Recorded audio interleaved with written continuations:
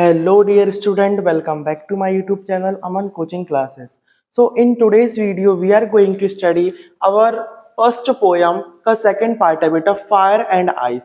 तो आज हम Fire and Ice poem जो है जो रॉबर्ट फ्रॉस्ट द्वारा लिखी गई है, रॉबर्ट फ्रॉस्ट जी द्वारा लिखी गई है, इसको देखने वाले हैं और समझने वाले हैं। देखिए बेटा, तो विदाउट वेस्टिंग टाइम हम वीडियो को स्टार्ट करते हैं। देखिए, some say the world will end in fire, some say in ice.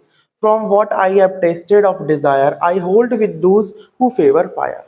It means that बेटा, some say the world will end in fire, यानी कि कुछ लोगों का मत है कि जो दुनिया का एंड होगा, world will end in fire, किससे होगा बेटा? फायर से होगा। फायर यानी आग। सम से इन आइस, और कुछ लोगों का कहना है कि ये दुनिया का जो अंत होगा वो किससे होगा बेटा? आइस से होगा। अब यहाँ पे बेटा ये है कि फायर मतलब कि आग, यानी कि इस अर्थ पर ग्लोबल वार्मिंग, इस अर्थ पर ग्लोबल वार्मिंग इतनी ज्यादा हो जाएगी कि सभी जगह क्या हो जाएगी बेटा?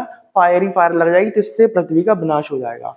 सम से इन आइस, यानी कि दूसरा मत ये है कि यदि यहाँ पे सूर्य ठंडा हो गया तो क्या होगा बेटा? हो सकता है कि जो पृथ्वी है ये जम जाए बर्फ से, तो जमने से इसका एंड भी हो सकता है। From what I have tasted of desire, I hold with those who favour fire, यानी कि कभी का ऐसा मत है कि जैसा वो मानते हैं, ऐसा मानते हैं वो कि इन्होंने जो टेस्ट किया है वो उन लोगों का मत को जो अर्थ का विनाश होगा वो किससे होगा बेटा? फायर से होगा। कभी का ऐसा मानना है, अपना मत है। सेकेंड स्टैंजा देखते हैं बेटा। What if it had to perish twice, I think I know enough of hate to say that for destruction ice is also great and would suffice. देखो बेटा, सेकेंड स्टैंजा में वो ये बोलता है कि वो इस मत को वापस नहीं लेता है कि अर्थ का विनाश किससे होगा बेटा? फायर से होगा। लेकिन सेकेंड स्टैंजा में वो ये बोलता है कि यदि हम पृथ्वी को दूसरी बार नष्ट करने की बात करें, ट्वाइस, ट्वाइस यानी सेकेंड टाइम, और पेरिस यानी डाई, यानी कि यदि हम दूसरी बार विनाश का सोचें कि पृथ्वी का विनाश होगा, then I think I know enough of it, तो उसका ऐसा मानना है कि जो दूसरी बार एंड होगा तो वो किससे होगा बेटा? आइस से होगा। अब आइस यहाँ पे किसके लिए स्टैंड किया बेटा? हीट।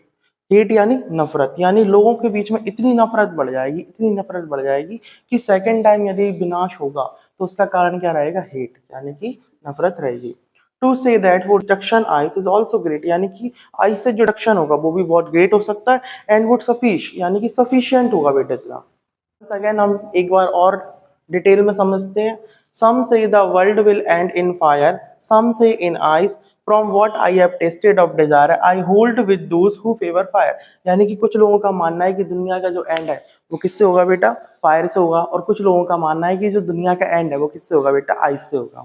लेकिन कवि का ऐसा मानना है, रॉबर्ट फ्रॉस्ट जी का ऐसा मानना है कि जो ये लोग बोलते हैं कि दुनिया का जो एंड है वो फायर से होगा, तो कवि उनके मत से सहमत है कि जी बिल्कुल, दुनिया में इतनी ज्यादा डिजायर बढ़ जाएगी, मनुष्य की इतनी ज्यादा असीमित इच्छाएं हो जाएंगी, इतनी ज्यादा कि वो अपनी इच्छाओं की पूर्ति के लिए कुछ भी करेगा, किसी को भी मारेगा, कहीं भी चोरी करेगा, इतनी डिजायर बन जाएगी। मनुष्य की बेटा इच्छाएं ऐसी होती हैं, आज मुझे यदि कोई चीज मिल गई तो मैं ये सोचूंगा कि मुझे इससे ज्यादा और चाहिए। इसका मतलब क्या है बेटा? हमारी इच्छाएं दिन ब दिन बढ़ती जा रही हैं, तो हमारी इतनी सारी अनलिमिटेड डिजायर हो चुकी हैं, डिजायर पे डिजायर, इच्छाएं इच्छाएं, इतनी इच्छाएं हो चुकी हैं कि मनुष्य एक दूसरे का खून भी कर सकता है, चोरी भी कर सकता है, जो काम नहीं करना चाहते वो भी कर सकते हैं। तो इतनी डिजायर बढ़ जाएंगे कि दुनिया का एंड हो जाएगा।